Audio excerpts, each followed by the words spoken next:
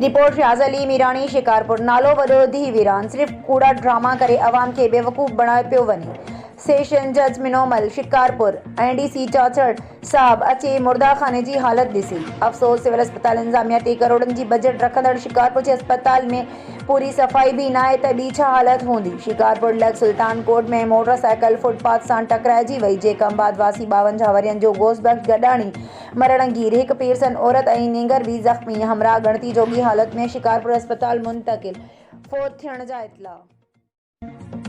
Bureau chief जिला दादू साहब खान हालो। दादू मेड़ बरसात थड़ी मोहब्बत जे गुट मिठो माशी जो रिटायर उस्ताद गुल हसन माशी सां 14 खां 16 स्केल मिलण ऐं पघार वधण जे बहाने ट्रेजरी अमले जी मिली भगत सां फ्रॉड करे एजेंट ज़मीर नारे जो ऐं यामीन नारे जो 10 लखनि जो चूनो हणी विया आहिनि। रिटायर उस्ताद गुल हसन माशी एकता टीवी न्यूज़ सां ॻाल्हाईंदे चयो त मूं तक़रीबन कुछ साल पहिरियां मजबूरी सबब रिटायरमेंट वरिती हुई।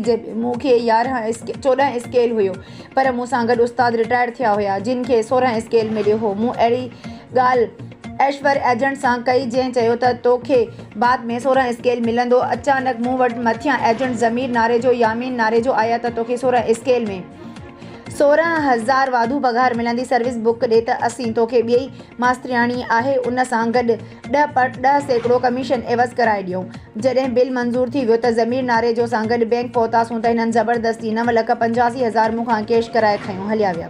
मुंहिंजी पघार में बि 16,000 जे बजाए 5,000 वधी आहे, जेको मूंसां मास्तरियाणीअ सां सरासर ग़लति ऐं फ्रॉड आहे। मुंहिंजो आला इदारनि निगरान वज़ीर आज़म पाकिस्तान वज़ीर आला सिंध सूबा वज़ीर ख़ज़ाने खां मुतालबो आहे त इंक्वायरी करे हिननि एजेंटनि ऐं दादू ट्रेजरी अमले जे ख़िलाफ़ कानूनी कार्रवाई कई वञे त जीअं असां सां इंसाफ़ थी सघे। नौश रोफरोज़ रिपोर्ट ज़ुल्फ़िकार अली तगर। नौश रोफरोज़ बरसां गोट लमवारा खोसा जा रहवासी नौजवान शागिर्द नवीद खोसो बासरन जे ज़ुल्म ख़िलाफ़ नेशनल प्रेस क्लब पहुची एहतजाजी मुज़ाहिरो कयो। मुज़ाहिरे जी अॻवानी पीपल्स स्टूडेंट फेडरेशन STP अॻवान असद चांडियो, शहीद भुट्टो जो अॻवान वसीम डंगराज करे रहिया हुआ। उन मौक़े ते मीडिया सां नवीद ॿुधायो त साल अॻु असां मोहब्बत खोसो खां ज़मीन ख़रीद कई। उन तां ॾमिर जी असगर खोसो, अकबर खोसो, रियाज़ खोसो ऐं उन जा भाइर चवनि था ज़मीन असांखे ॾियो।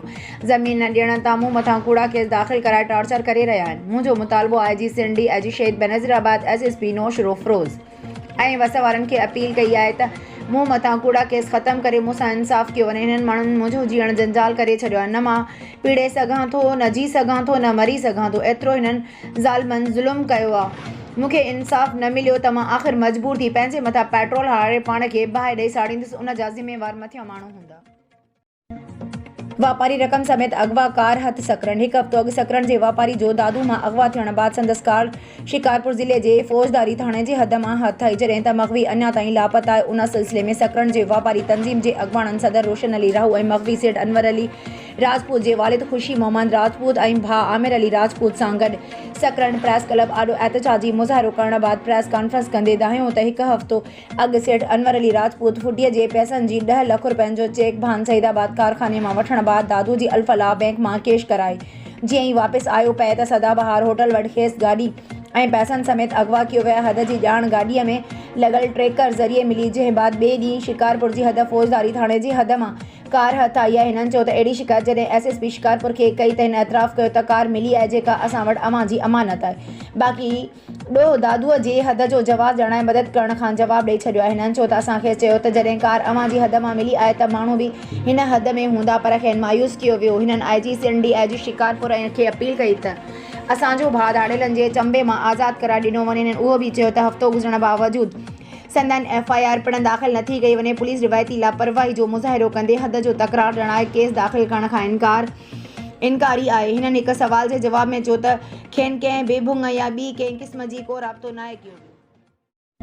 घोटकी मां ख़बर शामिल कयूं था। इमरान अली बलोच जी रिपोर्ट मुताबिक़ फ़कीर सन्नाउल्ला शर्कल मंझंदि धारे शिकारपुर जे ॻोठ इब्राहिम जतोई वारे पासे खां हिकु टैक्सी कार घुराए कराची तरफ़ निकिरी रहियो हुयो त अहिड़ो ख़ुफ़िया इतला घोटकी पुलिस खे मिलियो।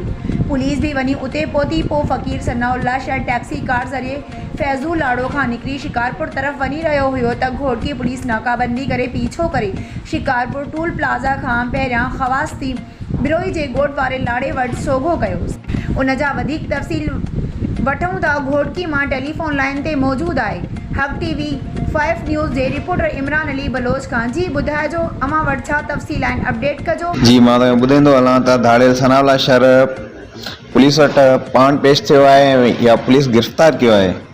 असल कहाणी छा आहे ऐं कुझु ज़रियनि खां मालूम थियो आहे त असल कहाणी हीअ आहे त फ़क़ीर सनावला शहर कल्ह मंझंदि धारे शिकारपुर जे ॻोठ इब्राहिम जती वारे पासे खां हिकु टैक्सी कार घुराए कराची तरफ़ निकिरी रहियो हो त अहिड़ो खुफ़िया इतलाउ घोटकी पुलिस खे मिलियो। पुलिस ॿिए वञी उते पहुती पर फ़क़ीर सनावला शहर टैक्सी कार ज़रिए कौज़ू लाड़े खां निकिरी शिकारपुर तरफ़ वञी रहियो हो त घोटकी पुलिस नाकाबंदी करे पीछो करे शिकारपुर टूल प्लाज़ा खां पहिरियां खुसी बिरई जे ॻोढ़ वारे लाड़ी वटि सोगो कयो। सनावला पंहिंजो रूप तब्दील करे याने शापर बि नंढा कराया हुया ऐं मथे उघाड़ो थी कार जे फ्रंट सीट ते वेठल हुए ऐं पोयां वारी सीट ते ॿ औरतूं बि गॾु हुयूं जेके हिन वक़्तु घोटकी पुलिस वटि हिरासत में आहिनि।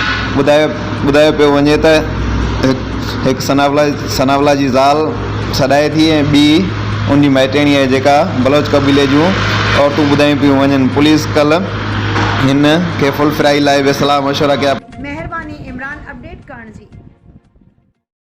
संजोरो पुलिस कार्रवाई कंदे चोरी थियल मोटरसाइकिल हथ करे गाड़ी मालिक हरचंद हवाले करे छॾी। उन ॾस में एसएचओ संजोरो अली अकबर खोखर मीडिया खे ॿुधायो त एसएसपी सांगड़ सदाम हुसैन ख़ासि करे जी हिदायतुनि ते ॾोहारनि मंशात फ़रोशनि ख़िलाफ़ कार्रवायूं तेज़ कयूं वयूं आहिनि। कंहिं बि ॾोहारीअ खे बख़्श न कयो वेंदो। कुझु ॾींहं अॻु शहर हरचंद जी मोटरसाइकिल चोरी थी वई हुई, जंहिंखां पोइ पुलिस गाॾीअ जी वापसीअ लाइ मुकमल तहरीक में हुई। पुलिस कार्रवाई कंदे चोरी थियल मोटरसाइकिल हथ करे मालिक हवाले कई आहे, जंहिं ॾोहारीअ सां रिआयत न कई वेंदी।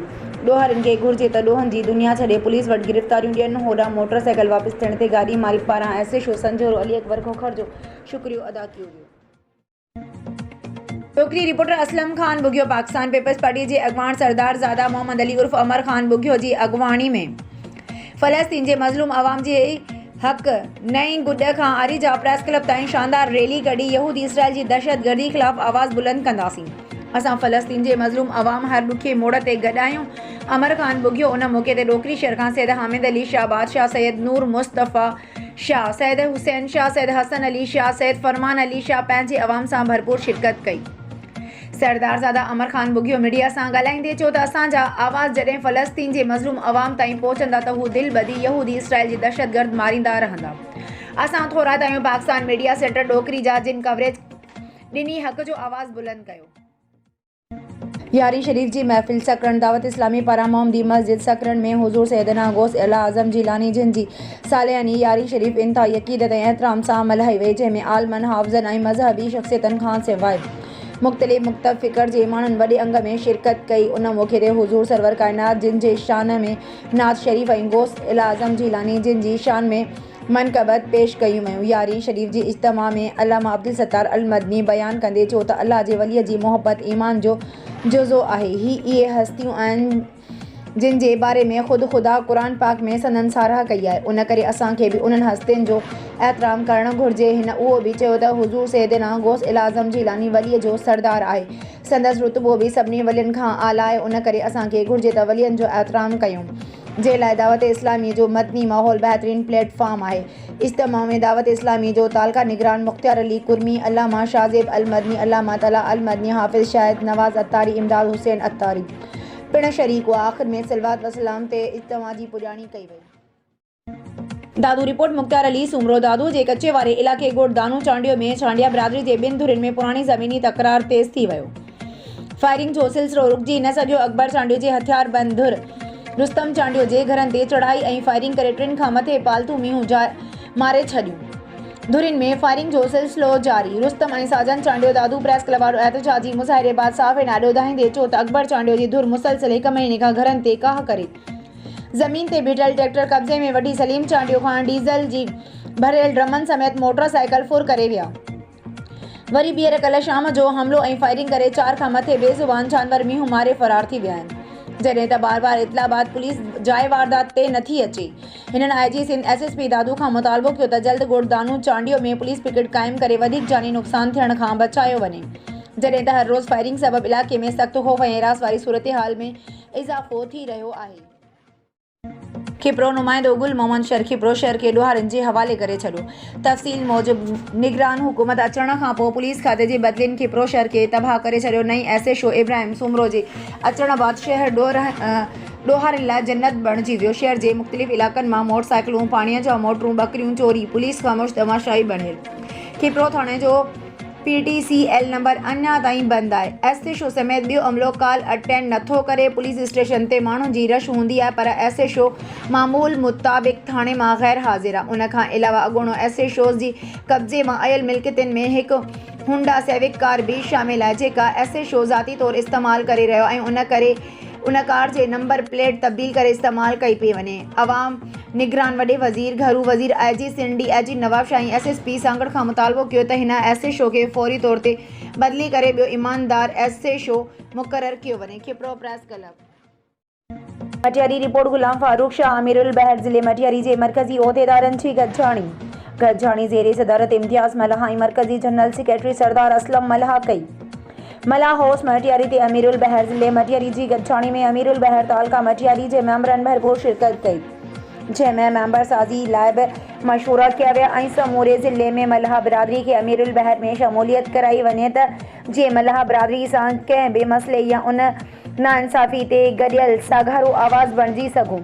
सदर अमीरुल बहर इम्तियाज़ मल्हा बिरादरीअ जे नौजवाननि खे अमीरुल बहर तंज़ीम में शमूलियत वधि खां वधि करणु घुरिजे त जीअं पंहिंजी क़ौम जी ख़िदमत करे सघिजे। अमीरुल बहर जनरल सेक्रेटरी सरदार असलम मल्हा गॾिजाणी में पंहिंजे ख़्यालनि जो इज़हार कंदे वधीक चयो, इंशाअल्लाह अमीरुल बहर ज़िले मटियारी जे समूरे मल्हा बिरादरी सां हर मसइले ते गॾु आहे। न्यूज़ हैदराबाद रिपोर्ट नज़ीर अहमद सोलंकी। न्यूज़ हैदराबाद में मंशा ख़िलाफ़ पुलिस जो ऑपरेशन। तफ़सील मूजिबि SSP मटियारी नूरुल हक़रनि जी हिदायतनि खां पोइ न्यूज़ हैदराबाद पुलिस जी DSP सैयद वाहिद अली शाह ऐं SHO न्यूज़ हैदराबाद ख़ादिम हुसैन भट्टी ZAK गुटखा ऐं शराब विकिरो कंदड़नि ख़िलाफ़ ऑपरेशन शुरू कयो आहे। पुलिस लिंक रोड जी नाकाबंदी करे मंसूर आॾे पर लिंक रोड ज़रिए मोटरसाइकिल मथां ZAK नशावर सोपारियुनि ऐं गुटके सां भरियल कटो हथ करे मोटरसाइकिल ते सवार नौजवान गुलज़ार हाजाणो खे मौक़े ते गिरफ़्तार करे वरितो, जॾहिं त ॿियो जवाबदार मोहम्मद हुसैन उर्फ़ सनी राजपूत फ़रार थी वियो। पुलिस मुख़्तलिफ़ पाड़नि में छापा हणी रही आहे। फरीदाबाद रिपोर्टर अली हसन चांडियोकाशे जो लुंडो पेराश जो रहवासी पुनल छाबरो हिकु हफ़्तो अॻु शाद गोदड़ियो थाणे जी हद रोड ते नामालूम हथियारबंद गोलियूं हणी क़तल करे विया हुआ, जंहिंजो केस शाह गोदड़ियो थाणे ते दाख़िल कयो वियो हो, जॾहिं त फरीदाबाद ऐं शाह गोदड़ियो पुलिस छापो हणी बोरीअ जो रहवासी रुस्तम साखाणी चांडियो पुट मंज़ूर चांडियो खे गिरफ़्तार करे वरितो आहे, जॾहिं त गिरफ़्तार रुस्तम साखाणी चांडियो खे पुनल छाबरो जे क़तल केस में नामज़द करण जी 164 जो बयानु ॾियण लाइ सुभाणे मेहर जी अदालत में पेश कयो वेंदो। ॿिए तरफ़ मक़तूल पुनल छाबरो जे सोट अब्दुल रहमान छाबरो राब्तो कंदे चयो त रुस्तम साखाणी असांजे पुनल छाबरो खे क़तल कराइण में मुलविस आहे ऐं हू सहूलियतकार आहे। हिन कलेक्शन ऐं ॿिया औज़ार ॾेई हिन कातिलनि खे पाण वटि रहाए बेगुनाह बेदर्दी सां पुनल छाबरो खे क़तल करायो। होॾां SHO शाह गोदड़ो निज़ामुद्दीन खंड चयो त क़तल केस में घुर्बल समूरा जवाबदार गिरफ़्तार कया वेंदा। डोकरी खां ख़बर शामिल कंदासीं असां TV न्यूज़ जे रिपोर्टर असलम ख़ान बुगियो खे त डोकरी शहर जे मौज़ूद शख़्सियत सैयद हामिद अली शाह, बादशाह सैयद नूर मुस्तफ़ा शाह, बादशाह सैयद हुसैन शाह, सैयद फरमान अली शाह जी अॻवानी में फ़लस्तीन जे ख़िलाफ़ यहूदी इसराइल जी दहशतगर्दी ख़िलाफ़ अॼु डेरा मुहल्ला खां पंहिंजे अवाम सां गॾु कारुनि ऐं मोटरसाइकिलनि ते पाकिस्तान मीडिया सेंटर डोकरी ताईं भरपूर रैली कढी, जंहिंमें शरीक PP जा कारकुन ऐं शहरी शामिल हुआ। रिपोर्ट इमरान बलोच घोट की न्यू बस स्टैंड खां रेंजर्स ऑफिस ताईं पथरनि मथां हारायल पाउडर अवाम ऐं दुकानदार लॻे अज़ाब खां घटि न आहे। केतिरा हफ़्ता गुज़रण बावजूदि पाणीअ हारियो वियो। घोट की इंतज़ामिया ऐं ठेकेदार ग़ाइब कंहिं नोटिस न वरितो। Sanghar report bureau chief Ghulam Qadir. Sanghar police जे थॾे ते कार्रवाई लखे रुपयनि जा सोना ज़ेवर 80,000 रोक रक़म हथ करे औरत हवाले करे छॾिया। औरत पुलिस जो शुक्रियो अदा कयो। तफ़सील मूजिबि शाहपुर चाकर जे रहवासी रिटायर्ड उस्ताद मिसमात समीना पठान पंहिंजे हैंडबैग हिकु नामालूम रक्शे में विसारे छॾियो, जंहिंमें लखे रुपयनि जा सोना ज़ेवर ऐं पेंशन जे 80,000 रोक रक़म पयल हुई। अहिड़ी सूरत-हाल खां पोइ परेशान औरत सांगड़ थाणे ते मदद लाइ पहुती। SHO सनाउल लपामर शहर में मौजूद 15 पुलिस खे फौरी तौर कार्रवाई जो हुकुम जारी कयो, जंहिंखां पोइ पुलिस फौरी तौर ते रिक्शा जी ॻोल्हा शुरू कई ऐं शहर मां रिक्शा ऐं ड्राइवर अशरफ अली हथ करे वरितो ऐं रिक्शा मां औरत जो हैंडबैग पिणु हथ करण में कामयाब थी वई ऐं खेसि मुकमल ख़ातिरी ॾियण बाद उन जी असल मालिक मिसमात समीना पठान जे हवाले कयो वियो। उन मौक़े ते औरत पुलिस जी बरवक़्त ऐं मुख़लिसाना कोशिश खे साराहींदे पुलिस जा थोरा मञिया। मटियारी रिपोर्ट अजीज़ गुल खैबर हुरन जी रूहानी पेशवा पीर पागारे सां कराची में नवाज़ लीग जे अगवान बशीर अहमद मेमन अहम मुलाकात कई है। मुलाकात दौरान सिंध जे सियासी सूरत हाल ते ॻाल्हि ॿोल कई वई। ख़ासि तौर ते सिंध जे DA जे प्लेटफॉर्म तां पीपल्स पार्टी जे ख़िलाफ़ सिंध अंदरि हिकु अहम इतिहाद क़ाइमु करण जो फ़ैसिलो करे छॾियो आहे, जंहिंजो जल्द ऐलान कियो वेंदो। ताज़ो मुस्लिम लीग नवाज़ ग्रुप में शामिल बशीर अहमद मेमन मटियारी ज़िले में सियासी माहौल खे गरम रखण लाइ संदसि एंट्री कई वई आहे। सकरण शहीद बेनज़ीर भुट्टो यूनिवर्सिटी शहीद बेनज़ीराबाद में हलंदड़ बैचलर ऐं मास्टर प्रोग्रामनि में नईं दाख़िलाउनि जी आख़िरी तारीख़ 15 मुक़ररु कई वई आहे। डायरेक्टोरेट ऑफ एडमिशन जी पधिराई मूजिबि यूनिवर्सिटी ऐं संदसि कैंपसिस में BBA BS 4 साला प्रोग्राम, बुर्ज प्रोग्राम, MBA MS ऐं MPhil प्रोग्रामनि में हलंदड़ नईं दाख़िला बराए साल 2024 में दाख़िला वठण जी आख़िरी तारीख़ 15 नवंबर 2023 मुक़ररु कई वई आहे, जॾहिं त computer based pre entry test जो इनकाद मरहलेवार तौर ते मेन कैंपस लांडी नवाबशाह में 24, 25 ऐं 26 नवंबर, सांगड़ कैंपस में 12 डिसंबर ऐं नौशीरो फिरोज़ कैंपस में 3 डिसंबर ते कयो वेंदो। डोकरी रिपोर्टर असलम ख़ान बुगियो डोकरी लख तारीख़ी ऐं तहज़ीबी मागमुहन जो दड़ो ते सान्या जे अचण जो सिलसिलो जारी आहे। जापान, अमेरिका, कैनेडा, बल्गारिया ऐं श्रीलंका खां 25 ॼणनि जो वफ़द तारीख़ी ऐं तहज़ीबी मागमुहन जो दड़ो पहुतो। परॾेही वफ़द माग जो मुख़्तलिफ़ साइटिस जिन में Great Bath, DK area, Munir area, HR area जी तारीख़ी असारनि सां गॾु म्यूज़ियम जो बि दौरो कयो। उन मौक़े ते वफ़द मीडिया सां ॻाल्हाईंदे चयो त दुनिया में मोहन जो दड़ो जी तहज़ीब तमामु वॾी ऐं शानदार तहज़ीब लिखी वेंदी आहे। हितां जा माण्हू न रुॻो मज़हब पर शानदार इख़्लाक़ ऐं बावकार सोच रखंदड़ माण्हू हुया। उन जो पतो मोहन जे दड़े जे आसारनि खे ॾिसी पइजी रहियो आहे। हिननि चयो त हिते अची अहसासु थियो आहे त हज़ारे वर अॻे हिन धरतीअ जो रहवासी केॾी जदीद ज़िंदगीअ जो रहियो हो। Ghotki district reporter Mohammad Malook Bhutto district bar association Ghotki जे इलेक्शन वेझो ईंदे ई घोटकीअ जे वकीलनि जे 2 ग्रुपनि जो कॉर्नर गॾिजाणियूं शुरू थी वयूं। वकीलनि जे हिकु ग्रुप लियाकत मलाणो, वज़ीर अहमद घोटो, अली असगर पयार पारां गुज़िरियल ॾींहुं गैलेक्सी होटल में वकीलनि जे ईमान में वांझांदे जी दावत रखी वई, जंहिं दावत में घोटकी बार जे सीनियर तोड़े जूनियर्स वकीलनि वॾी तादाद में शिरकत कई। शिरकत कंदड़नि में सीनियर वकील मिस्टर अली रज़ाक कलवट, नबी बख्श गुज्जर, उबैदुल्ला घोटो, अनवर लोहा, शमसुद्दीन चाचड़ समेत वॾी तादाद में वकीलनि शिरकत कई। लियाकत मलाणो वज़ीर अहमद घोटो ख़िताब कंदे चयो त बार जी भलाई समेत ॾुतड़ियल अवाम जे हक़नि जे लाइ जिदोजहद कंदासूं। ॿिए पासे वकीलनि में चोबोल आहिनि त लियाकत मलाणो वज़ीर अहमद घोटो ग्रुप ईअं ई रज़ाक महर ग्रुप में चोटीअ जो मुक़ाबिलो थींदो, जॾहिं त सीनियर वकीलनि जे राय मुताबिक़ लियाकत मलाणो वज़ीर घोटो ग्रुप खे सरसरे हासिल आहे। ईंदड़ इलेक्शन में लियाकत मलाणो वज़ीर अहमद घोटो जो ग्रुप मुकमल कामयाब थींदो। मेहड़ ब्यूरो चीफ ज़िला दादू साहब खान हालो मेहड़ भरिसां ॻोठ बख्श लाखेर जे रहवासियुनि पारां पंहिंजे मौसम ॿारनि सां गॾिजी ॻोठ जे तरक़ियाती कमनि, नालनि ऐं घेटनि न ठहण ख़िलाफ़ चेयरमैन, वाइस चेयरमैन ऐं UC सेक्रेटरी ख़िलाफ़ एहतजाजी मुज़ाहिरो कयो। तफ़सील मूजिबि मेहड़ भरिसां ॻोठ बख्श लाखेर जे रहवासियुनि पंहिंजे मौसूम ॿारनि सां शौकत अली, अब्दुल सलाम, रफ़ीक अहमद, माशूक अली, फराज़ मुस्तफ़ा, सरवहान अली, साकिब अली, ज़ीशान अली, आमिर अली, गुलमान अली नारेजो ऐं ॿियनि एहतजाजी मुज़ाहिरो कंदे चयो त UC Sobo Khan Maksi, chairman Athar Ali Maksi, vice chairman Maula Bakhsh Narejo ऐं UC सेक्रेटरी अहमद अली छजड़ो वारनि असांजे ॻोठ खे मुकमल नज़र अंदाज़ करे छॾियो आहे। असांजे ॻोठ में गुज़िरियल केतिरे वक़्त खां को बि तरक़ियाती कमु न थियो ऐं नालनि जो निकाल सही न हुजण करे पाणी बीहण सबबि केतिरियूं ई जॻहियूं किरी पयूं आहिनि। मौसूम ॿारनि खे स्कूल ऐं मस्जिद अचण वञण में वॾी तकलीफ़ थी रही आहे। नेकाल जो गंदो पाणी घरनि अॻियां बीहण सबबि मच्छरनि में बात थी आहे ऐं मलेरिया जा केस वधी विया आहिनि। नालनि जी नेकाली सबबि अॻु बि जहिड़ो थियो। असांजे ॻोठ खे UC शाह पंजू मां कढी UC सोबो ख़ान मक्सी में ज़िम कयो वियो आहे, जेका असां सां सरासर ना इंसाफ़ी आहे। असां DC दादू ऐं ॿियनि अलाख़्तिरनि खे अपील था कयूं त असांजो नोटिस वरितो वञे, असांखे पंहिंजो बुनियादी सहूलतूं फराहम कयूं वञनि। Report Imran Baloch press release. SSP Ghotki जनाब मोहम्मद अनवर खेतरान साहब की क़ियादत में घोटकी पुलिस की बहुत बड़ी कामयाबी, कच्चे में टारगेट ऑपरेशन जारी। आज ऐसे शो थाना शहीदीन मोहम्मद लगार इंस्पेक्टर गुलाम मुस्तफ़ा मीरानी को खुफिया इत्तला मिली कि रायब शर और उसके दीगर साथी मुल्ज़मान डाकू अगवाकार वारदात के इरादे से नज़द नूर शाह से क्रॉस कर गए। ऐसी खुफिया इत्तला मिलने पर ऐसे शोबमा बाहरी नफरी के हमरा निशानगी वाली जगह पहुंचे तो डाकू ने पुलिस पार्टी पर फायरिंग शुरू कर दी। पुलिस मुकाबला हुआ। दौरान पुलिस मुकाबला बदनाम जमाना डाकू अगवाकार कच्चे और पक्के में दहशत की अलामत समझा जाने वाला मुलजिम सुमार उर्फ सन्नाउल्ला उर्फ सन्नू वल्द मलाउशर सकना कच्चा एरिया रोनोती को क्लाशनकोव के साथ गिरफ्तार कर लिया, जबकि दीगर मुलजमान फरार हो गए। बदनाम जमाना डाकू अगवाकार की पहचान कच्चे के डाकू अगवाकारों के तर्जमान के तौर पर होती है और वो खुद को फ़कीर सनाउल्लाह शर के नाम से बुलवाता है। एसएसपी घोट की डाकू अगवाकार पे 50 लाख रुपए का इनाम मुकर्रर करने की तजवीज़ थी। एसएसपी घोट की गिरफ्तार डाकू अगवाकार 5 पुलिस अफसरान की